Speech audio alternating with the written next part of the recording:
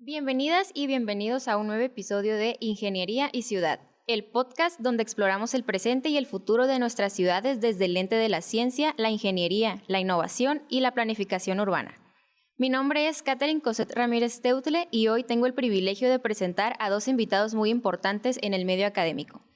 El primero es el doctor Alejandro Sánchez Atondo, profesor e investigador de tiempo completo en la Facultad de Ingeniería Mexicali de la UABC, especialista en análisis y modelación de sistemas de transporte urbano. Cuenta con publicaciones en revistas de alto impacto indexadas en JCR y Scopus, además de artículos en revistas arbitradas, participaciones en libros, memorias de congresos internacionales, registros ante Indautor y desarrollos tecnológicos reconocidos por la CECITI. Ha participado y coordinado proyectos de investigación aplicada mediante convenios de vinculación con el sector público, enfocados en la optimización de los sistemas de transporte y su infraestructura. También nos acompaña Marco Montoya Alcaraz, es ingeniero civil, maestro en estudios de desarrollo global y doctor en ciencias por la Universidad Autónoma de Baja California, México. Profesor e investigador de tiempo completo en el programa educativo de Ingeniería Civil de la Facultad de Ingeniería de Mexicali, responsable del Laboratorio de Ingeniería Civil, miembro del núcleo académico básico del programa de maestría y doctorado en Ciencias de Ingeniería MIDCI, investigador nacional de nivel 1 del Sistema Nacional de Investigadores. Asimismo, es miembro del cuerpo académico Consolidad Ingeniería Civil y Sustentabilidad. Sus intereses de investigación incluyen la planificación del transporte, la eficiencia del transporte, el mantenimiento y la rehabilitación de pavimentos, los sistemas de gestión de infraestructura, la tecnología de pavimentos y la sostenibilidad. Dos expertos que nos ayudarán a imaginar y rediseñar a Mexicali frente a los restos del año 2040. Y para conducir esta conversación le cedo la palabra al doctor Carlos Salazar Briones, titular de la clase de Planeación Urbana y Desarrollo Sustentable. Muchas gracias, Catherine. Bienvenidas, bienvenidos todos. Muchas gracias, doctor Marco, Alejandro. Gracias por venir, gracias a todos. Bienvenidos a este espacio de divulgación en donde tratamos de entender a la ciudad como un ente vivo, por lo cual muchos actores tienen algo que decir y aportarnos en este tema. Para presentar, esta es nuestra segunda temporada. Este podcast nace el semestre pasado como una actividad de clase. La gran intención era traer a diferentes actores, a diferentes voces, no solo que escucharan ustedes alumnos. Aquí tenemos 18 alumnos en esta clase registrados. Que ustedes escucharan otras voces, que pudieran compartir y pudieran preguntar con los expertos en diferentes áreas. Como lo hemos visto en la clase, la planeación de la ciudad incorpora todas las voces, entonces es importante que tengamos diferentes ángulos para tener las mejores soluciones posibles ante este medio tan cambiante, ¿no? Entonces, pues gracias a todos, esta es nuestra segunda temporada. A diferencia de la primera, que eran más temas de entrevistas particulares, en esta segunda temporada pretendemos hacer más mesa de análisis de debate, trayendo dos o tres exponentes de diferentes áreas y seguramente los tendremos recurrentemente porque los temas en los que nos duelen muchas cosas en la ciudad tienen que ver con las áreas que los doctores atienden y atienden bastante bien. Entonces, sin mayores preámbulos y una vez habiéndoles dado la bienvenida, me gustaría que partiéramos de la primera pregunta, un diagnóstico de nuestra red y nuestra infraestructura vial, según su experiencia. ¿Cómo está Mexicali en este momento? Muy bien, pues partiendo desde el aspecto que la infraestructura vial ocupa gran parte del territorio de una ciudad, actualmente, lamentablemente, no tenemos un diagnóstico que pudiera ser certero al respecto. Se han hecho análisis, sobre todo para realizar los diferentes planes de movilidad. Sin embargo, estos no se han realizado bajo metodologías estrictas que nos ayuden a realmente conocer en qué condiciones se encuentra actualmente la infraestructura vial. Partiendo de este hecho, pues prácticamente estamos a ciegas, ¿no?, en este punto. El primer paso considero que sería elaborar un diagnóstico para saber de dónde partimos y qué podemos hacer al respecto. Muy bien, Alejandro. Bueno, considero que hay varios puntos desde el punto de vista de la red. Creo que para ser una ciudad como Mexicali tan plana, ¿sí?, con tanto espacio, tenemos una red poco integrada, una red vial, ¿no? Se entiende que en ciudades con una topografía compleja a lo mejor no se pueda lograr una conexión, un mallado ideal, pero en Mexicali, pues extrañamente no lo tenemos, ¿no? Y es una ciudad que se presta para eso. Un ejemplo claro, sin irnos muy lejos, es San Luis Río Colorado, es una malla mucho más fácil de transitar que Mexicali, ¿sí? Y por esa razón es que, por ejemplo, ciertas vialidades se saturan, ¿no? Lázaro Cárdenas es el ejemplo claro. De hecho, Lázaro Cárdenas es la única vialidad que recorre toda la zona urbana de oriente a poniente, ¿no? De manera completa. Y aparte de esto, pues hay como 4 puntos que yo diría que sirven para tener un diagnóstico general de la infraestructura y la red, ¿no? Uno es sobre, pues, cómo opera la red, ¿no? Tenemos muchos cruceros semaforizados y ninguno es un crucero inteligente, muchos siniestros viales. En el tema de mantenimiento, aquí abonando a lo que ya comentó Marco, pues nos esperamos hasta que ya es imperante actuar, ¿no? Y no invertimos cuando realmente es más conveniente. Los datos, yo creo que es crítico, no tenemos buenos datos, tenemos pocos datos y repartidos por diferentes partes de la ciudad, no como en otros países, ¿no? Que tú puedes consultar en internet rápido cuánto es el aforo en una zona vial o cuántos accidentes hay en cierta zona. Aquí no existe, no nada más en Mexicali, ¿no? En la mayoría de las ciudades latinoamericanas. Y pues ahorita también con los nuevos enfoques resalta el tema de la equidad, ¿no? No hay un buen acceso a la red vial y a los sistemas de transporte para todos, ¿no? Ciertas personas tienen mucho acceso, tienen buenas banquetas, tienen condiciones adecuadas para desplazarse, y en otras zonas de la ciudad pues no hay otra opción más que caminar por zonas inseguras, ¿no? Entonces yo diría que con esos 4 puntos podemos definir más o menos cómo estamos. Pues entonces es un escenario complicado. ¿Por qué? La pregunta sería ¿por qué? ¿Por qué tenemos esta falta de datos? ¿Por qué tenemos, pensando en lo que comentabas, Alejandro, el tema del mallado y la interconexión? ¿Cuál sería la diferencia entre San Luis Río Colorado, que es una ciudad más pequeña que Mexicali, y podríamos pensar con menos recursos, ¿no? ¿Qué ha sido? ¿Qué ha pasado? ¿Cómo llegamos a este punto? Yo supongo que tiene que ver con la planeación urbana, ¿no? Cómo se fueron generando los asentamientos humanos, cómo se fueron otorgando permisos para ciertos fraccionamientos, entre otras variables, ¿no? Es verdad que aquí sí existe una barrera que sí necesitamos adaptarnos, ¿no? Que es el Río Nuevo, que genera una discontinuidad en el mallado, y en San Luis no. En San Luis está el Río Colorado, pero afuera, ¿no?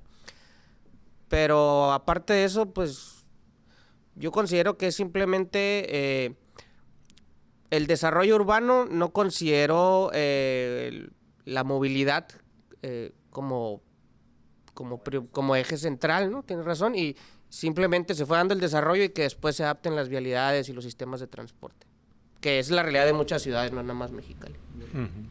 Sí, pues a diferencia, por ejemplo, de Tijuana, que se fue formando a partir de los asentamientos humanos y pues teníamos que dotar de los diferentes servicios de infraestructura, pues Mexicali se podría decir que se desarrolló de manera similar, pero aquí tenemos pues otra característica muy diferente a la de Tijuana, ¿no? Tenemos también el mismo rubro que podría ser el imperante, que es el manufacturero.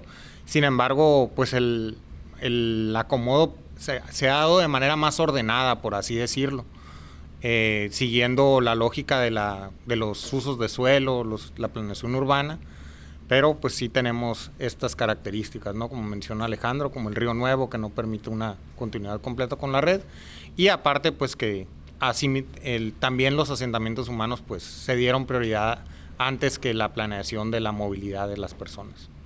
Entonces, aquí ya desde el punto de vista histórico hay un contrasentido tomando en cuenta que Mexicali es de las ciudades del país que nacen ya con el automóvil y sus primeras vialidades son bastante más anchas que el resto del país. Entonces estaba pensado en el automóvil y de repente ya no pensamos en la movilidad integral, ¿no? ¿Se fragmentó esto? Sí, pues Mexicali es una ciudad nueva, post-automóvil, ¿no? Entonces nosotros no tenemos un centro histórico con callejones, ni zócalos, ni amable para el peatón. Ahorita se están haciendo cosas ahí en el centro histórico gracias al programa de la zona centro de hace algunos años, ¿no? Pero Mexicali fue diseñada para el automóvil y se sigue planeando para el automóvil, lamentablemente. No, digo, se siguen tomando decisiones en beneficio del automóvil. Bien. Otra cosa que tocaron, que tocaste hace rato, Alejandro, en tu primera intervención hablaste de los accidentes. O sea, yo creo que a todos los ciudadanos nos preocupan estos accidentes porque a diferencia de otras ciudades donde hay muchos accidentes, pero los accidentes en Mexicali, los accidentes viales son fatales. Tenemos una mortandad bastante alta en este tema. ¿Qué tanto influye la infraestructura o la planeación de las vialidades en esto? Bueno, ahí ya tiene que ver más el tema, no tanto de la planeación de la vialidad, sino el propio diseño, ¿no? Específico, la señalización, las zonas de distancia segura y las características de la propia carpeta, ¿no? Las condiciones de la red y pues hay una correlación, ¿no? Mientras más vehículos, pues hay más accidentes, ¿no? Sin embargo, pues lo que buscaríamos es crear estrategias, no solamente para reducir los accidentes, sino cuando ocurran accidentes, pues que estos sean lo menos graves posibles, ¿no? Que no lleguemos a pérdidas humanas, como lo mencionaste. Muy bien. En este sentido, ¿cuáles serían nuestros mayores retos? O sea, ¿cuáles son los mayores retos que ustedes pueden ver en la movilidad urbana y en la infraestructura misma de la red?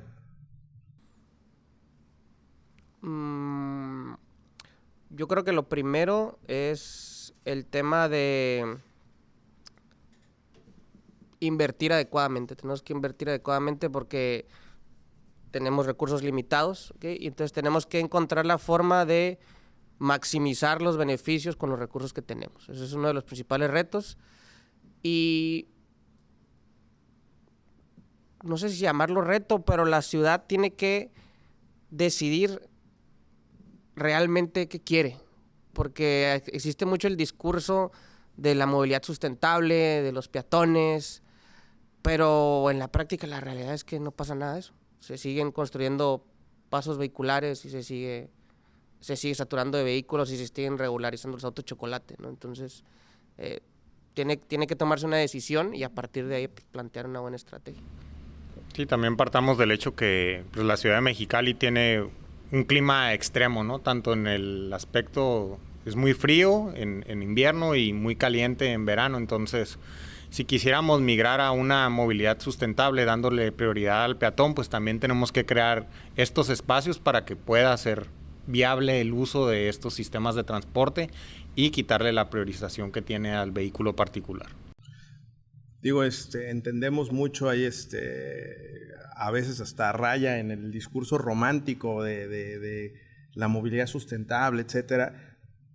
¿Qué tanto la gente estaría aceptando, de acuerdo a su experiencia, aceptando este tipo de movilidad en una ciudad con un clima tan severo como lo es Mexicali? Ya en real, ¿no? En firme. Fíjate que sorprendentemente sí hay cierto sector de la población que está familiarizado con el tema y que sí lo apoya. Yo creo que definitivamente no podemos irnos al extremo de buscar que la gente se mueva caminando y en bicicleta para todos lados, porque como bien dijo Marco, no, las condiciones no lo permiten.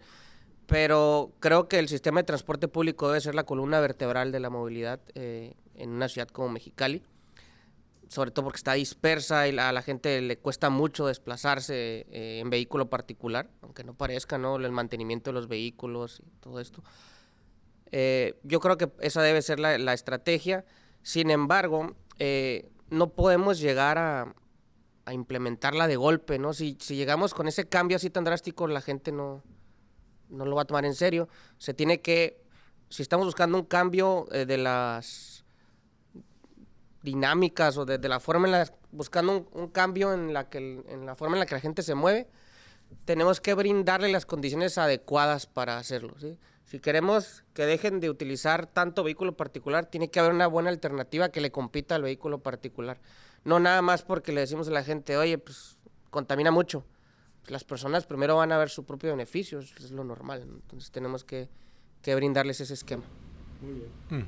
Entre las estrategias que se pudieran aplicar, pues es paradores climatizados, al menos aquí en Mexicali, un mejor rediseño de las rutas de transporte para que las personas no tengan que desplazarse a estos puntos y sobre todo pues que las unidades cuenten pues cuando menos con lo mínimo requerido de calidad para que sea que los usuarios quisieran utilizarlo, ¿no? Porque se sube en un camión, está todo grafiteado, en malas condiciones, no cuenta con refrigeración, pues cómo vas a incentivar al usuario a que deje de utilizar su vehículo si eso es lo que le estás dando, ¿no? Y también considerar que el transporte público de Mexicali es el más costoso de todos los municipios de México, entonces también pagar creo que 19 o 20 pesos que está ahorita ya el uso del camión, pues lo hace menos atractivo todavía. Mucho menos atractivo. Mucho menos atractivo. Aparte, otra cosa que es un fenómeno que he visto en la ciudad, ustedes que están más familiarizados con él, pareciera que han desaparecido muchas rutas que antes eran clásicas en la ciudad, que la gente las identificaba, ya no existen.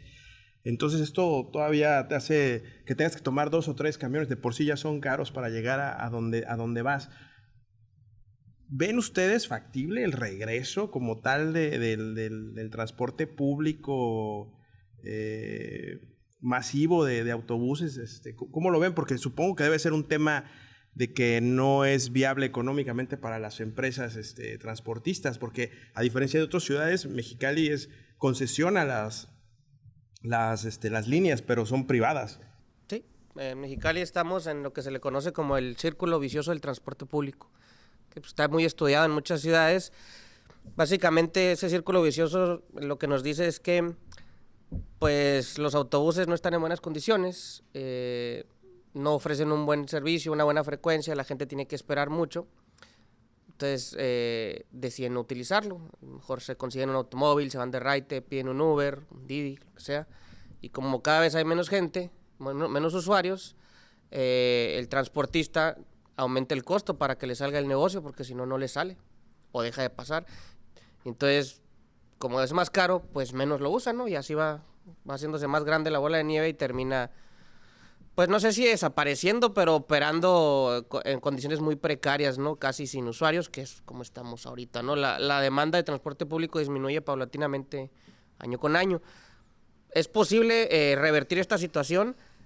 Sí, pero pues tiene que haber distintas intervenciones de parte del Estado, ¿no? Del gobierno. Tiene que otorgar ciertos tipos de subsidios, a lo mejor a ciertas rutas, ¿no? Que pueden ser muy atractivas para los usuarios, para que a lo mejor el transportista, vamos a dar un ejemplo, ¿no? Que ponga en muy buenas condiciones cierta ruta y le bajen el precio y que esa pérdida para el transportista se la pague el gobierno, ¿no? Se le subsidia la ruta y a lo mejor puede incrementar la demanda en esa ruta de transporte público. Así se ha hecho en otras partes del país. Y sobre todo, la principal estrategia ahí es un sistema integrado de transporte público, ¿no? Con concesionarios. Aquí el problema es que manejamos un esquema que se llama empresa hombre-camión. ¿Okay? Entonces, cada empresa, no voy a decir nombres, ¿no? Para evitar los conflictos, pero cada empresario que maneja los autobuses busca sus propios usuarios. Y una persona no puede bajarse del autobús y agarrar otro sin que le cueste, porque es de otra empresa. Entonces deberían estar todos organizados y no pelearse entre ellos por el usuario, sino pelearse tal vez no pelearse con nadie, pero les debe importar que se suban a un autobús, no a su propio autobús. Entonces es un esquema integrado donde se redistribuyen los ingresos, ¿no? Esa es otra estrategia. Y obviamente fortalecer el servicio con información al usuario, porque como comentas ahorita, pues no hay claridad de qué rutas están operando, ¿okay? cambian la página de internet donde las puedes consultar. En Google Maps dice una cosa, si te metes a la página del ayuntamiento o del Instituto de Movilidad Sustentable dice otra cosa. Y luego dice que pasa cada 20 minutos y no es cierto, ¿no? Pasa cada 2 horas y luego pasan 2 autobuses pegados, ¿no? Entonces hay poca claridad para el usuario. La otra cara de la moneda que ojalá no pase para los que tenemos cierta dependencia al uso del automóvil es que empiecen regulaciones, ¿no? Como el sistema de hoy no circula, de alguna manera que empieces a castigar a los usuarios del automóvil para que los incentives a utilizar el transporte público, ¿no? Tampoco queremos llegar a eso, ¿no? Queremos obviamente que haya un equilibrio y que se pueda funcionar el sistema de transporte de manera adecuada. O que pasemos a otra cosa de que como todos estamos utilizando los vehículos, comencemos a saturar la red y pues empezamos a tener congestionamientos, exceso de contaminación, que los tiempos de traslado se incrementen de manera abrupta, etcétera, etcétera.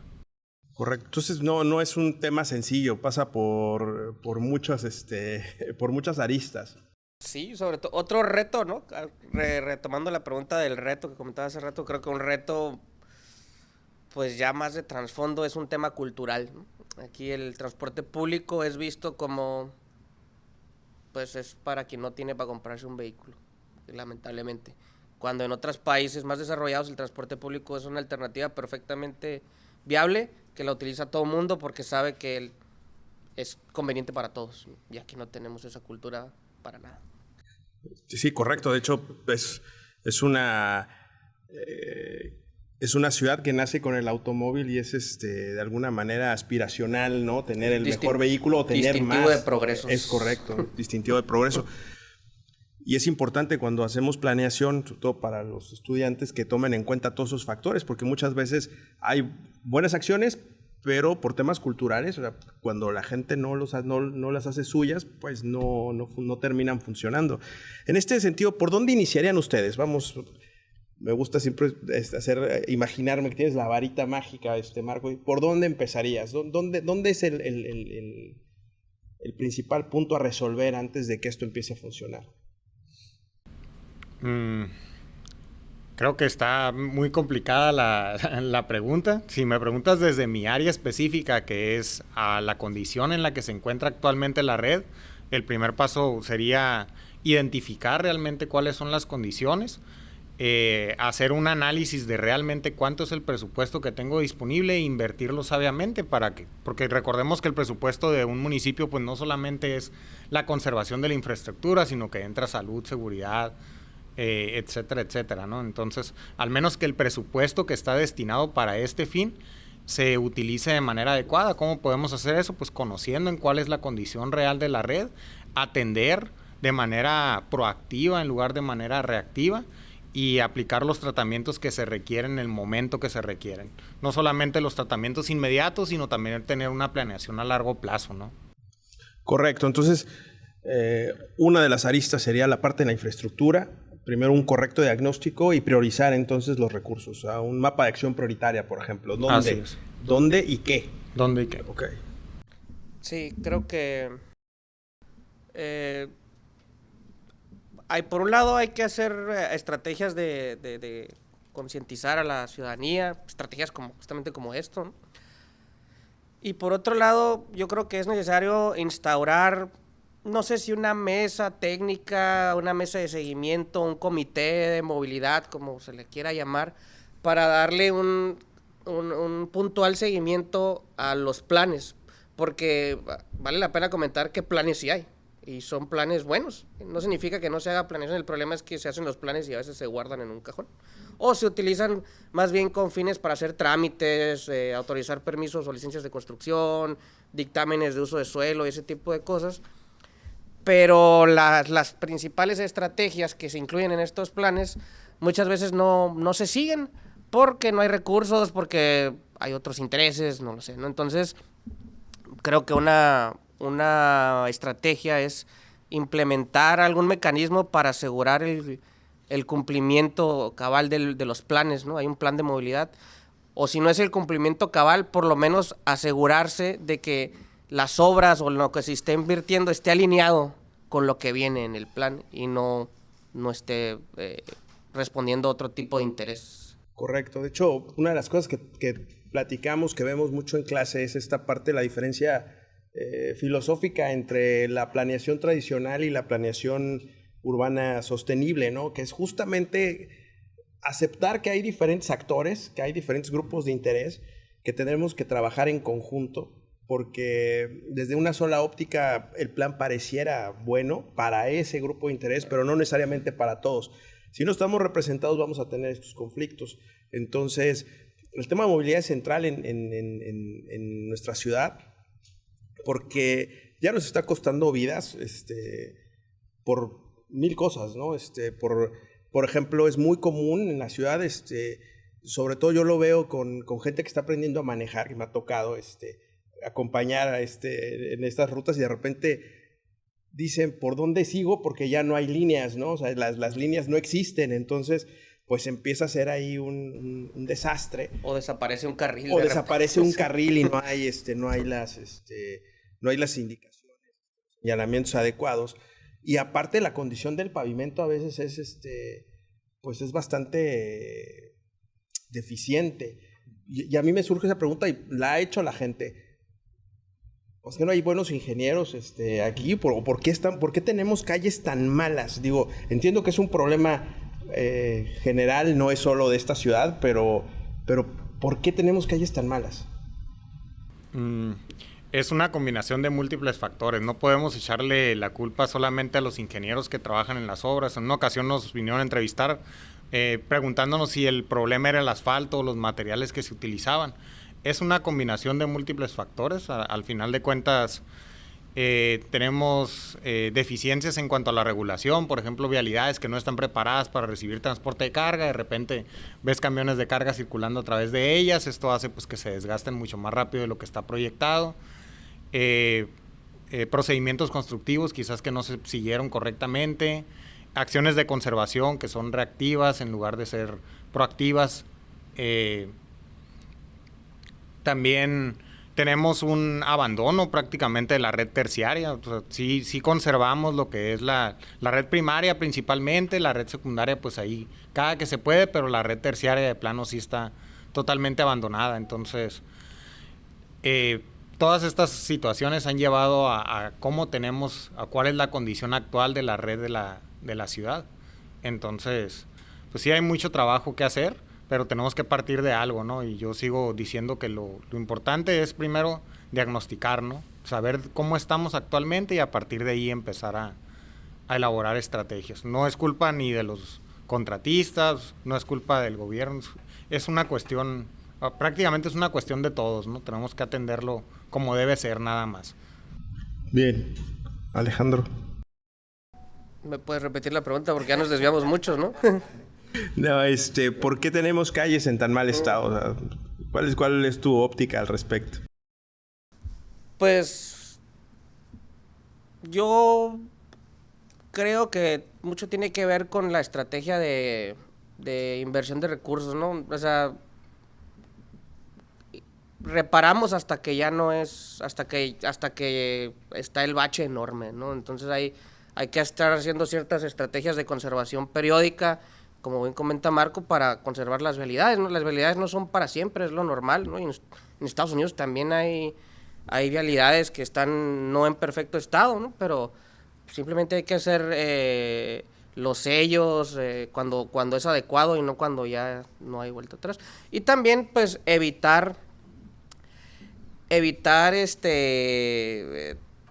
tapar cierta deficiencia para que la gente ya no esté hablando, ¿no? Diciendo cosas ahorita hasta en redes sociales, ¿no?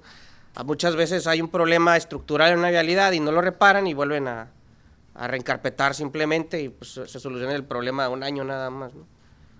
Como la calle que tenemos aquí atrás en la normal. Y ya los recursos que se utilizaron pues ya prácticamente se echaron en saco roto, ¿no? Porque al final de cuentas no solucionaste el problema y invertiste recursos para realizar ese trabajo.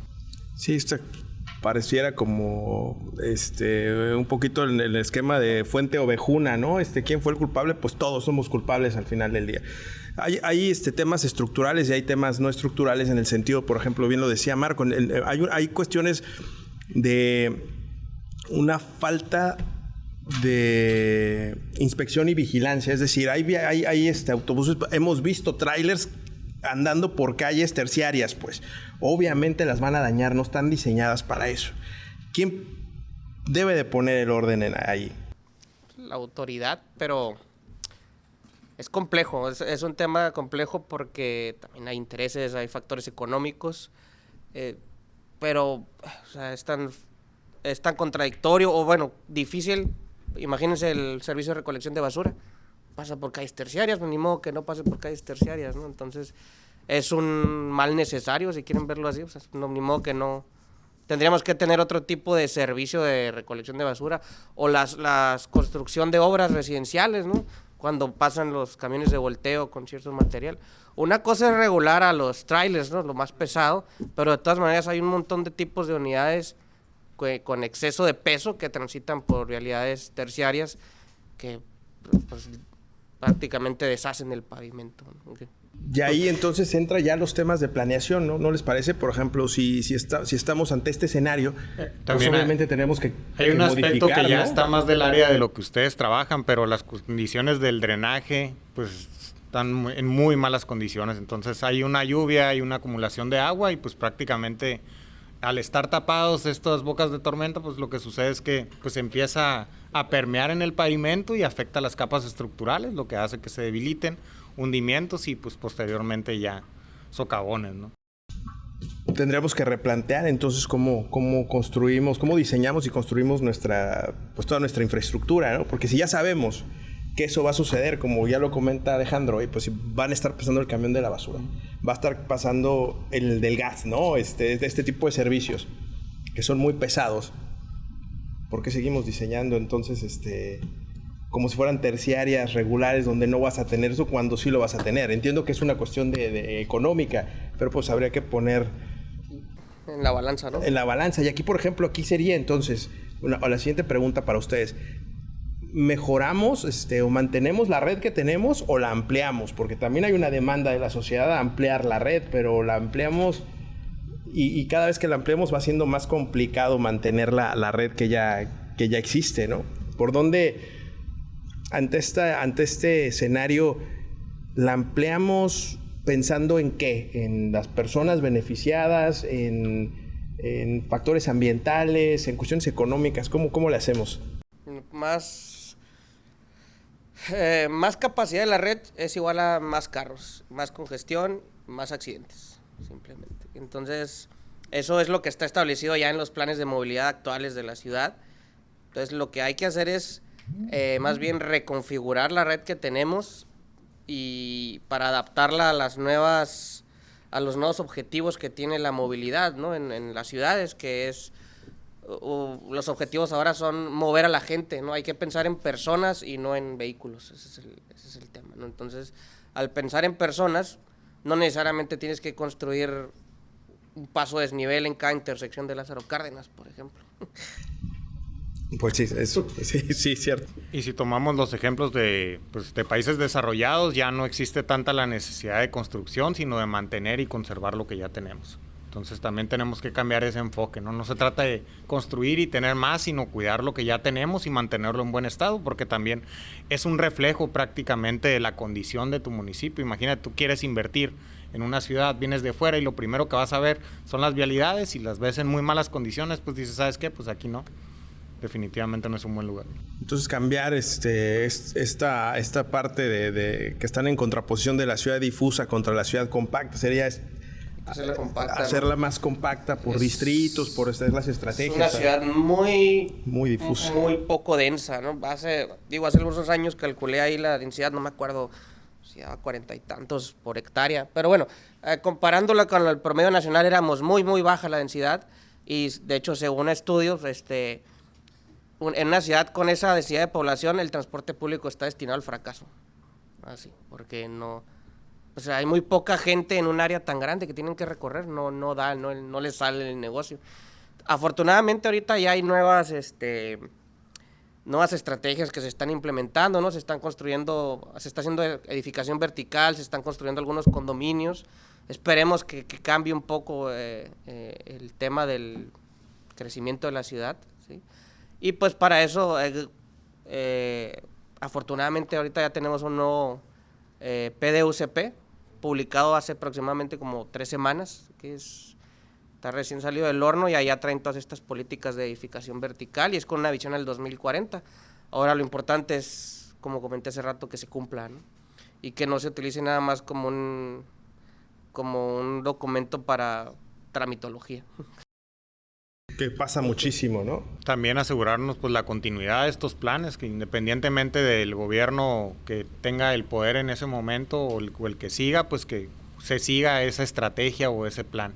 Ahorita que tocas ese tema, hay algunas ciudades en Estados Unidos que manejan esta figura del city manager, ¿no? Que está... Que sería como el IMIP, el IMPLAN. Como Caltrans, por ejemplo, en San Diego. Es más operativo, ¿no? En el sentido de que no importa quién está desfasado de quién entra y quién sale de gobierno, sino que los temas técnicos de la ciudad están a cargo de esa figura, ¿no? Entonces, no tiene nada que ver con las cuestiones políticas, sino con las cuestiones técnicas, ¿no? De cómo llevar a cabo la administración de la ciudad. ¿Lo ven viable? ¿Podría ser una opción? Pues va un poco de la mano con el comentario que hice ya al principio de la sesión, ¿no? De instalar tal vez una mesa técnica, una mesa de seguimiento de los planes, puede ser una figura, ¿no? Responsable, no lo sé, que pues, yo lo veo pertinente, adecuado, pero pues que realmente haga el trabajo, ¿no? Porque luego la verdad es que también se generan mesas técnicas de movilidad y de seguridad y pues nomás van y hacen la sesión y se toman la foto. Hay mucho, sucede mucho este tema de la simulación cuando realmente no es no hay un fondo como tal, ¿no? Eso es importante y por eso, de hecho, este podcast tiene mucho que ver con los alumnos, sobre todo se los hemos comentado en clase, para que ellos cuando lleguen a gobierno tengan esta visión y realmente puedan aplicar estos conceptos, ¿no? Cambiar, o sea, atreverse a cambiar, a no hacer las cosas como se han ido haciendo, porque estamos en un punto muerto que es complicadísimo ahorita por dónde empezamos, ¿no? Pero bueno, retomando, Marco decía, lo más importante ahorita en este momento es un diagnóstico y obviamente este diagnóstico pues, necesitamos generar datos. Esos datos mínimos que necesita las administraciones públicas o la administración de la ciudad para tomar las mejores decisiones, ¿cuáles serían esos datos mínimos que debe de tener para tomar mejores decisiones? Mira, nos podemos ir desde los aspectos más complejos y costosos, que es la implementación de equipos de alta tecnología que te pueden hacer una evaluación de diferentes criterios de desempeño claves que te van a dar una condición superficial y una condición estructural detallada de la red. Sin embargo, pues en la práctica, como lo menciono, estas se utilizan más frecuentemente en carreteras. Incluso los programas que se utilizan para la planeación realizar planes de conservación están enfocados en carreteras porque no son tan difusos pues en la información que puedes obtener, ¿no? Tienes una red, tienes ciertas condiciones geométricas que no varían de intersección en intersección, tienes un tráfico que se mantiene constante entre ciertos puntos, pero existen también metodologías que podríamos decir que son técnicas basados en fundamento científico y técnico que no son tan complicadas de realizar, nada más requieres pues una cuadrilla de inspección. Anteriormente, hace muchos años, la SCT cuenta con un catálogo de deterioros que te ayuda a determinar pues la condición en la que está un pavimento. Pero también existen otro tipo de metodologías como el PCI o Pavement Condition Index, que con base a levantamientos en campo puedes obtener un grado de condición y no es necesario hacer el levantamiento de toda una extensión grande de red, ya que también te permite realizar muestreos que sean significativos y puedas obtener ese grado de condición. Okay. ¿Qué otro Bueno, hay muchos datos, yo también, o sea, estoy pensando en diferentes frentes. Definitivamente uno es sobre el tráfico, la condición real del pavimento, como comenta Marco, ¿no? Para intervenir adecuadamente, ¿no? Dónde sí y dónde podemos esperar, ¿no?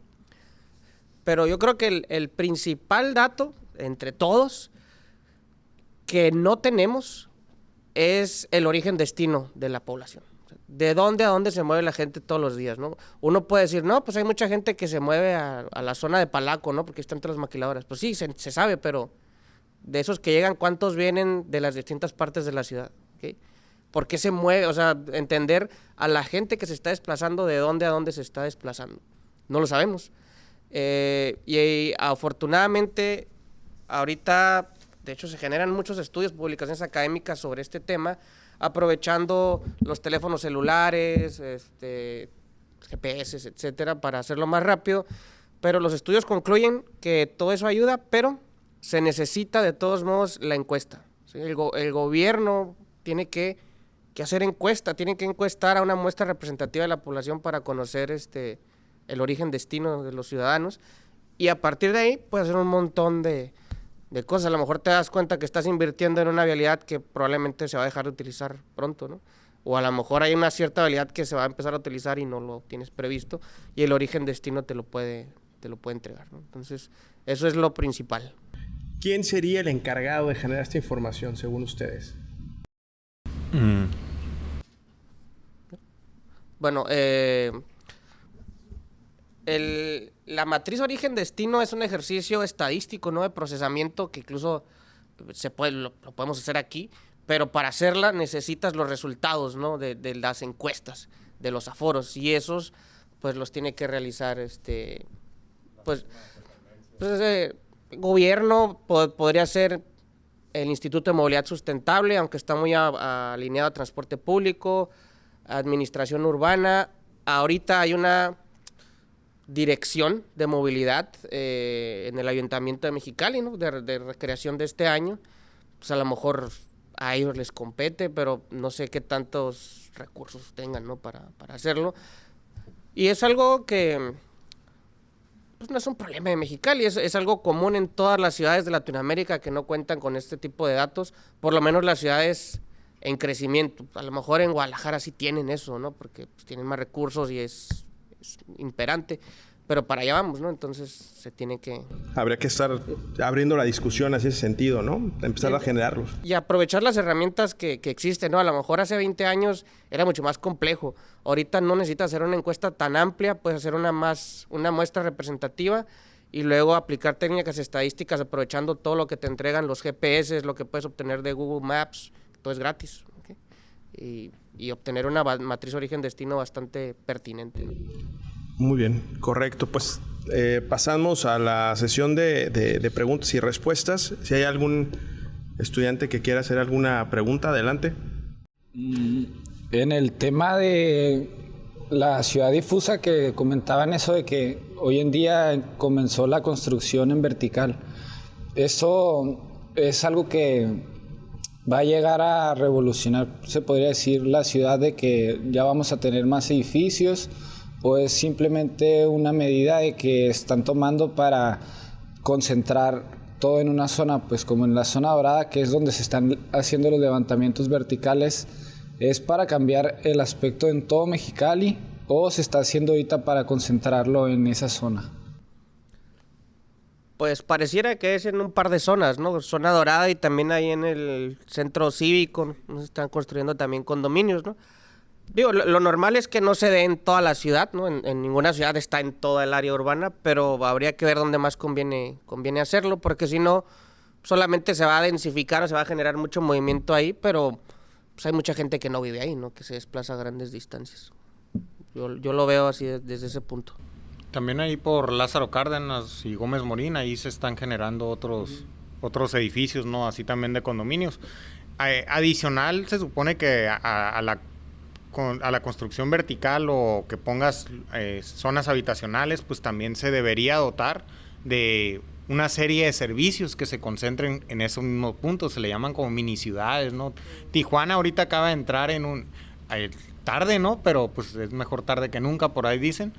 Ya está entrando en este tipo de dinámicas donde tú tienes una plaza comercial prácticamente, donde tienes para pagar tus servicios, para ir al gimnasio, tus restaurantes, estacionamiento para tu vehículo, y tú tienes tu departamento o ahí es donde tú vives, ¿no? Entonces ya no te tienes que desplazar.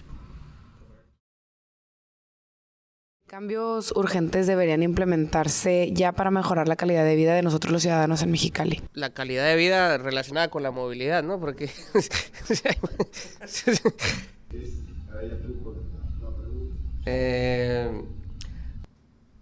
yo creo que tenemos que empezar a pensar si nos conviene seguir con la dinámica de movilidad que tenemos ahorita, porque yo creo que ese es el principal cambio, o el primer cambio que se tiene que dar. Hay muchas personas que no lo perciben como un problema todavía, porque no estamos en una situación como Tijuana, o peor como la Ciudad de México, ¿no? De aquí no desconozco cuál sea el traslado más largo a la hora pico, no sé, a lo mejor a las 6 de la tarde o a las 7 de la mañana, de un punto a otro, no sé si puedas durar 40 minutos, 50 minutos, no lo sé, pero no es nada comparado con otras ciudades, ¿no? Entonces, por eso es que mucha gente no lo percibe como un problema y lo único que quieren es que pongan otro puente.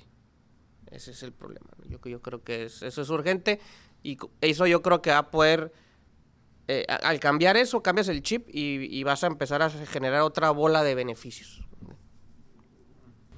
Sí, también hay una cuestión aquí en Mexicali que, bueno, que se ha dado la priorización al vehículo y se han brindado todas las herramientas para que se utilice el vehículo privado. Ya lo vemos con la importación de autos chocolate o las nuevas regulaciones que permiten justamente la nacionalización de autos chocolate o simplemente que permitan la circulación de los llamados Anapromex o estos que ni siquiera son legales para circular. Esas mismas personas que, lo que comentábamos de los accidentes, probablemente una persona que traiga un carro con este tipo de placas, pues tampoco tenga licencia para conducir porque pues no se le está pidiendo. Entonces también va por ahí, ¿no? Tenemos que reforzar un poco también la regulación al respecto. Sí, respondiendo directamente a la pregunta, algo inmediato, ¿no? Para mejorar directamente calidad de vida, pues es la regulación, ¿no? O sea, mayor severidad, ¿no? En los mecanismos de control, evitar la corrupción y todo esto, ¿no? Y un ejemplo muy claro es cuando uno anda manejando en Mexicali, pues va medio distraído así, y nomás cruzas a Estados Unidos y hasta te pones así, ¿no? Entonces eso es por la regulación que existe. Entonces, eso definitivamente va a traer un beneficio mucho más pronto, ¿no? Por así decirlo. ¿Qué importancia tiene la participación ciudadana en el proceso de planeación urbana en Mexicali y cómo se involucra a los habitantes en la toma de decisiones? Ok, bueno, en planeación urbana y en planeación de la movilidad, ahorita con las nuevas, pues las nuevas estrategias, ¿no? Los nuevos enfoques de planeación, la participación ciudadana es primordial y de hecho ahorita por ejemplo, yo estoy apoyando ahorita para la elaboración del plan de movilidad de Rosarito, el PIMUS de Rosarito. Entonces, para que ese plan sea aprobado y publicado y validado, tiene que haber talleres de participación ciudadana. Si no hay talleres, el plan no sirve, no cumple con lo mínimo, ¿ok? Entonces, en esos talleres se busca, como comentaron hace rato, tener la opinión desde distintos enfoques, porque a lo mejor uno como ingeniero civil se centra en una sola cosa, ¿no? Y no estamos viendo the whole picture, como dicen, ¿no? La película completa, ¿no? Entonces, los talleres se implementan primero para el diagnóstico, ¿ok? Voy a platicar rápido cómo se hacen estos planes. Por ejemplo, un plan de movilidad, los expertos, los técnicos, arquitectos, urbanistas, ingenieros, hacen un diagnóstico con datos, con estadística, con GIS, con la materia de GIS que todos ustedes ya llevaron, y ese diagnóstico después se nutre o se valida o se complementa o se rechaza o se corrige en talleres. O sea, se hace un taller en un salón grande y se invita a la gente y van representantes del sector empresarial, representantes de comercio, representantes del sector educativo, del sector gobierno, ciudadanía en general, estudiantes, es abierto al público, ¿okay? Y ahí hay retroalimentación, depende de la cantidad de gente, pues se organizan diferentes mesas y a partir de ahí se hace un diagnóstico ya nutrido, fuerte. Y después de ese diagnóstico, otra vez el equipo de trabajo tiene que hacer las estrategias, los objetivos, la visión, las estrategias y los proyectos. Y todo eso hay que volverlo a presentar en un taller y hay que nutrirlo y ver que sí, que no, qué es lo que quiere la gente. ¿Okay? Definitivamente, no les voy a decir que no, en los talleres hay muchas participaciones fuera de lugar, ¿no? Hay mucha gente que va a quejarse nada más, pero pues hay que ser prudente porque la verdad es que sí puede rescatar aportaciones muy valiosas en los talleres. Siempre hay gente que trae buenos aportes, ¿no? Entonces, vale la pena y respondiendo a la pregunta, pues es muy importante. Es el enfoque participativo de la planeación. Correcto. Y ahí la invitación a todos ustedes como próximos ingenieros y a los que nos escuchen, que estén interesados en este tipo en esta materia o que estén interesados pues en la vida en la ciudad, ¿no? En las ciudades, que estudien, que lean, que se preparen, que investiguen un poquito más, porque como dice Alejandro, pues es importante, la opinión de todos es importante. Obviamente, cuando hay mayor conocimiento, pues el aporte suele ser de mejor calidad y es mucho más fácil aplicarlo, ¿no? en este tipo de discusiones. Pues bien, para cerrar este podcast, ¿con qué se quedan? Su conclusión. ¿Cuál sería la recomendación en general? ¿Para dónde va Mexicali? ¿Cómo se lo imaginan en el 2040? Pues yo creo que estamos en un momento todavía adecuado para revertir algunas malas prácticas que se venían llevando a cabo, porque como comenté hace unos minutos, todavía no estamos en una situación crítica de la movilidad, entonces podemos, si vamos a actuar, es el momento adecuado. Y pues me quedo también con que estos ejercicios son muy valiosos. Aprovecho para invitarlos a todos aquí a que tengan en mente que el ingeniero civil, aunque tradicionalmente nos llaman albañiles con título, ¿okay? Somos más que eso, y no solamente somos constructores o diseñadores. Hay una etapa antes que es la planeación, donde tradicionalmente no se le tomaba en cuenta el ingeniero civil y afortunadamente ya se le toma en cuenta. Y ahí es donde podemos aportar mucho con datos técnicos, porque si se hacen planes sin datos técnicos son solamente opiniones. ¿Okay? Entonces necesitamos datos y ahí es donde entramos nosotros para generarlos. Y pues tengan presente que hay un mercado ahí también para todos ustedes. Es cierto, sí, hay mucho trabajo por hacer. Marco. Muy bien, pues yo me quedo también con el comentario y justamente para estos espacios para los estudiantes que son muy importantes. Recordemos que la labor del ingeniero civil es muy importante, ya que de nosotros depende que la población tenga calidad de vida. Entonces tenemos que estar conscientes de cuáles son las implicaciones que tiene nuestro trabajo, como el que nosotros hagamos una mala práctica, a cuántas personas puede afectar, y eso va pues desde la planeación, la conservación, la construcción. Tenemos que ser conscientes de la importancia de nuestro trabajo y pues un primer paso es que estén ahorita escuchándonos y que estén participando en este tipo de foros, sigan preparándose, como menciona Alejandro, pues no solamente nos dedicamos a construir o a diseñar, sino que hay mucho donde podemos participar y pues justamente no tratar de corregir estas malas prácticas. Se va a escuchar muy trillado, ¿no? Pero ustedes pues son el futuro, son la siguiente generación y de ustedes depende que se realicen estos cambios, ¿no? Que son muy necesarios. De acuerdo, pues les agradezco mucho su visita, jóvenes, pues a reforzar lo que hemos visto y incorporarlos en su ejercicio profesional, en el ejercicio día a día, y a todos los que nos lleguen a escuchar y estén interesados, manden mensaje. Trataremos de contestarles. Si alguien quiere saber un poco más, pondremos ahí en la página los contactos de los doctores, sus páginas para que lo sigan, lo que son temas también de investigación. En la Facultad de Ingeniería estamos listos para ayudar y apoyar a nuestras comunidades desde diferentes ángulos, y entendemos, creo, y retomo eso, la ingeniería civil es la más social de todas las ingenierías. Nuestro día a día y nuestra razón de ser es servir a las comunidades, servir a la sociedad, y estaremos empujando este tipo de temas para que ustedes también participen y los tengan ahí vistos. Y bueno, por mi parte es todo. Les agradezco muchísimo su visita, su tiempo. Sé que tuvieron que hacer ahí ajustes en su agenda. Les agradezco mucho, creo que ha sido muy valioso para los chicos de esta clase de planeación urbana y desarrollo sustentable, que cabe señalar que esta clase, recuerdan, la dábamos en el MITSI en maestría y doctorado. Entonces ahí en una charla que tuvimos justamente, nosotros hace tiempo vimos la necesidad de bajar la licenciatura para que estos jóvenes empezaran a involucrarse en temas de planeación antes de que llegaran así de una manera mucho más didáctica. Y entonces esta clase nace pues respondiendo a esa necesidad y esperemos que seguir contando con su visita y con su presencia. Les agradecemos mucho, les agradezco mucho a todos y esto es todo por el día de hoy. Síganos en nuestro canal de YouTube y estamos a sus órdenes. Muchas gracias a todos y hasta pronto. Denle like, suscríbanse y compartan y estén pendientes para nuevos episodios. Muchas gracias. Nos vemos a la próxima.